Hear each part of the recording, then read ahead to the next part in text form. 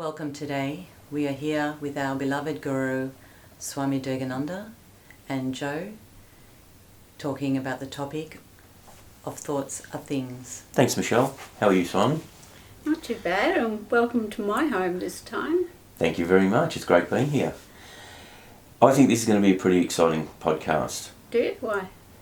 Because I've done a bit of research is a wonderful thing, I think. People listening will understand when I say this to you, and I hope they are wise enough to understand that this is when they need to take control of their life. By the way, I owe you a happy anniversary, and your initiates will also be with me in wishing you a happy anniversary. Also, the people who are listening to this podcast will actually realise these works that you have done in your lifetime are works created by knowledge, history, meditation on all good things, love, understanding, teaching, and many more things that I could keep going on, but I'll leave that for another day. Swami, happy 20th anniversary on Thoughts of Things. Why, it's 20 years since I wrote 2003. Goodness me, it's a long time. I thought you were going to say happy anniversary. I was initiated over 50 years ago, so that's... Oh wow, well then happy anniversary for that too. Yeah. I actually did a Google search on Thoughts of Things. Yeah. And you know it's still in the National Library of Australia. There you are. So there you go. So your works are everywhere. Just people need to work out where they are and get their hands on them. So with Thoughts of Things, tell me what made you write Thoughts of Things and how Thoughts and Things were relevant in 2003 and why they are still relevant today.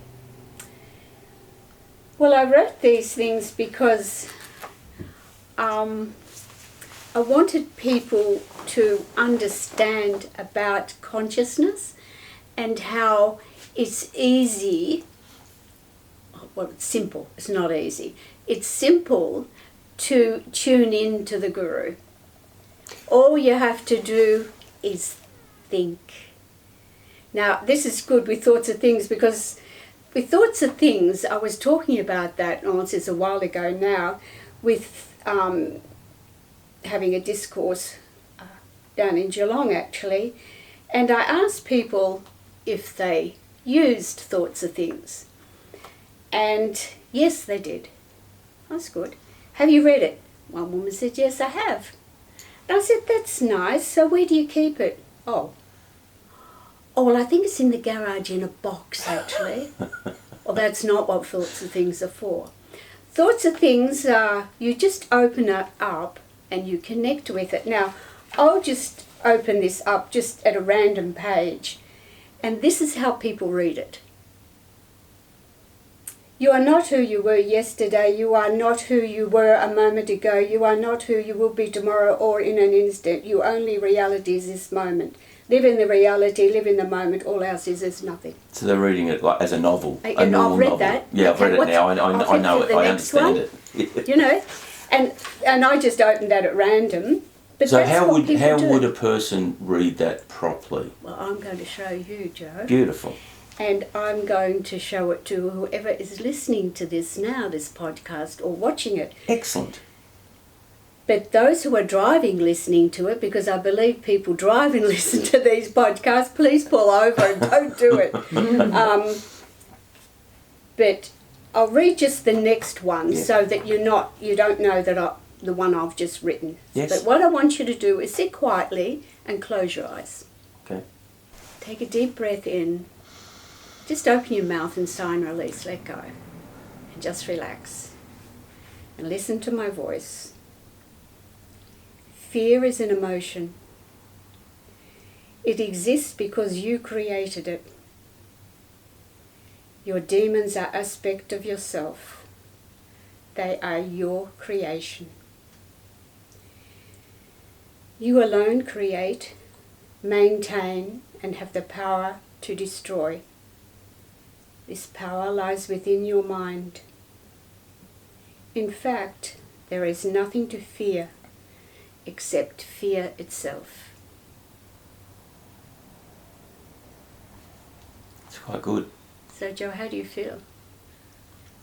It's funny, the way I feel with you reading that, because I actually read that last night myself, and we put all the doubts that we have into energy.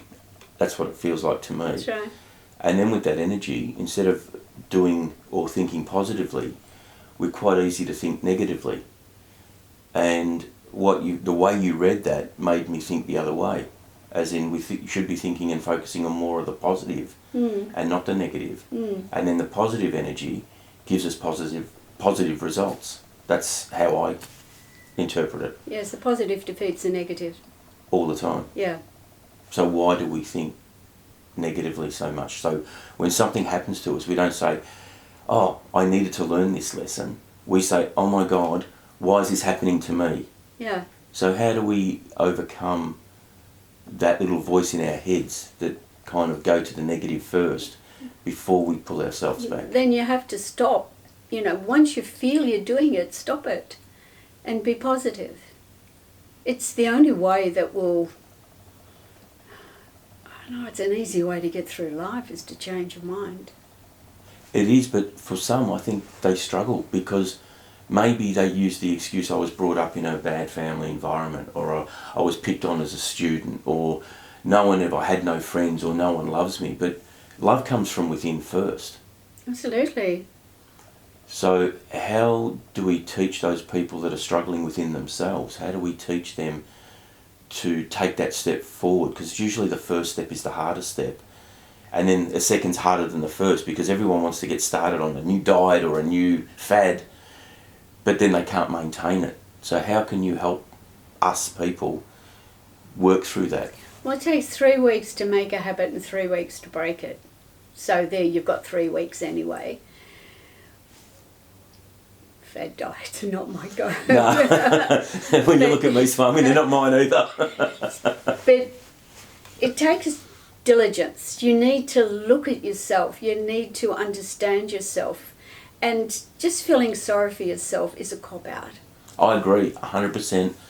Connectiveness to ourself and our mind and our spirit, because we're so focused on the outside noise. How do we come closer into ourselves?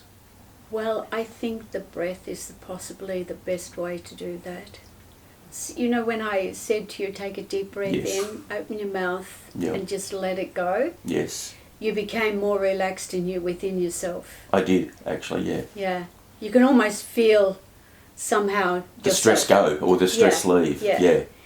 And even if you've got a bad temper, and no one had as good a temper as me, but the way to get over that is to take the breath first. When you feel it coming up, feel yourself bubbling up, or you're feeling so depressed, take a deep breath in and just let it go.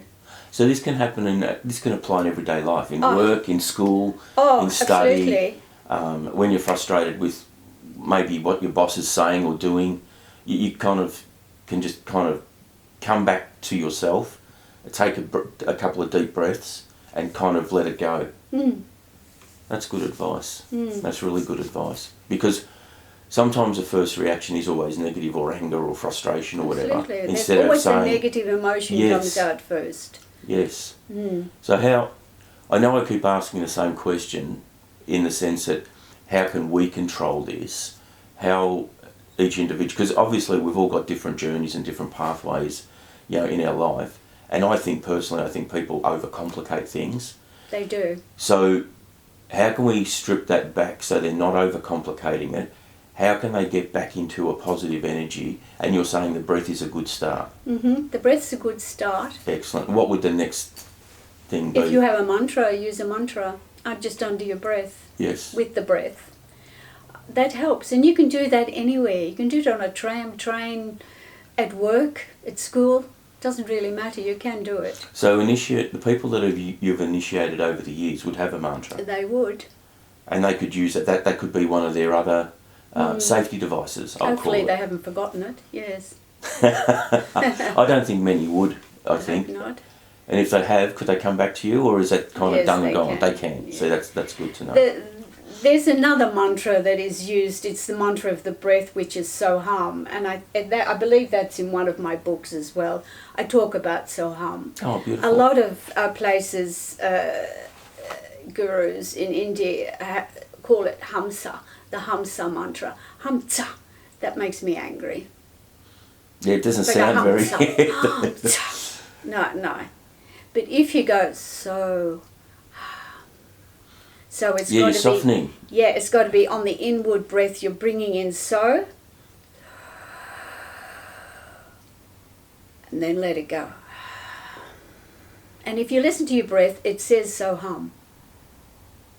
Yeah, I've got to admit I haven't listened to my breath. I Yeah, you do see? take deep breaths, Yeah. but I don't hear it. You don't listen. No, I don't. And that's really important to note, that you listen to the breath. Yeah. If you listen to the breath, everything else is gone. You can't, you know, you're not involved in anything else. That's true. Because our mind doesn't give us, like, we might race around, but our mind doesn't give us, when we're really focusing, it doesn't give us 2 or 3 things to think about. So if we're only focusing on the breath, that's what you hear. Yeah. That's interesting. I've got to ask a couple more questions, Swami, before we wind up, because I actually I actually read through the book, and I do read slower, because I know these things, because I've read similar books before where they're just little paragraphs or little messages, and you really study them. And I know your books, as we've talked about before, are real study books. They're not just read now and say, I've read it and that's it. I found when I read the book, Why Am I, the first time, and I'll admit I struggled with it. It was just too difficult for me to read. And then I remember being at an airport in Switzerland, and I read the book, and all of a sudden everything came to me. And I couldn't believe how easy it was the second time around. Yeah. Because it seemed like my mind and my body or whatever was ready. My spirit was ready for it. But here's something. This is a simple one. You are the mirror image of your soul. Explain that to us, please. Well, you have to realize that you're not a body with a soul. Or people like to say spirit these days, not soul. Yeah. So you're not a body with a soul. You're a body with a spirit. You're a spirit with a soul, with a body. Okay. It's yes. different. Yes. And I always think, you know, when people are pregnant, they come to me. Maybe they've had miscarriages or something. And they want to. I can't actually connect with the fetus until it's about 6 months. Okay. It's in old language, 6 months. I don't know how many weeks that is. So I can then connect with the fetus and know a boy, girl, what it is. Oh. You know, I totally connect with it. That's because the spirit is not in the body. Ah. I believe I've really gone into this and studied it, although in the scriptures it says, you know, at conception. I say, no, that can't happen, that doesn't happen. It's about that time, and that's when the mother will feel the baby moving, kicking.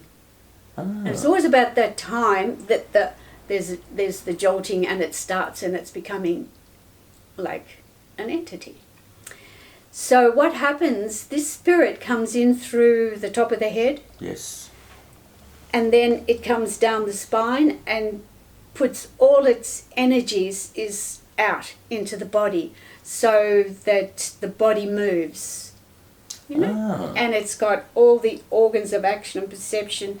You have chakras, you have energy centers in the body. That's another story, but that's how it is. And when the spirit is leaving, then it will collect everything.